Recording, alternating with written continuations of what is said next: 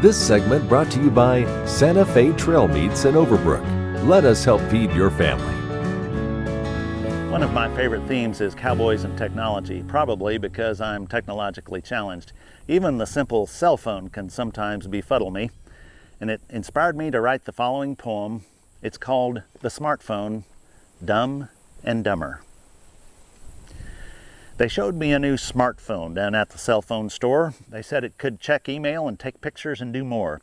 It had so many features that I almost forget. You could get a bunch of apps and surf the internet. So I bought that brand new cell phone, even though it made me nervous. The next Sunday, I was sitting in our Sunday church service. The preacher was a-going on his Sunday sermon thing when that cell phone chose that very time in which to ring. Well, my face got all red and I fumbled for my phone and turned the darn thing off to stop the noxious tone. After the service, I said that I was sorry to the preacher, but he was very gracious about my interrupting feature. It was the next morning I rode out to check the cattle, to look for newborn calves and to fight the coyote battle. The herd was fine.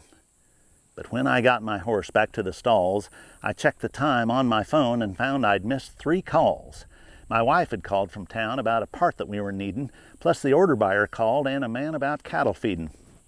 I was so disgusted to have missed those calls for sure, but the phone was all turned off from what I'd done the day before. And that is how it's gone with this cell phone ever since. It's always the wrong way, which always makes me wince.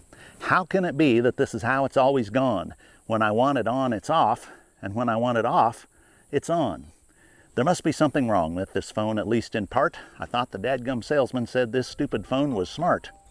I was cussing out this cell phone. I was really on a tear. Then my wife made some comment about operator error. So I think the time has come, even though it is a slam, to admit this dadgum smartphone is smarter than I am. Happy trails.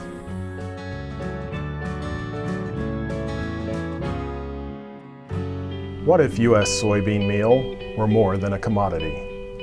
If seed companies and the soybean checkoff built a better variety? That future is here.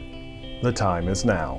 To meet end-user demands, the soybean checkoff is investing in the compositional quality of soybeans, including meal.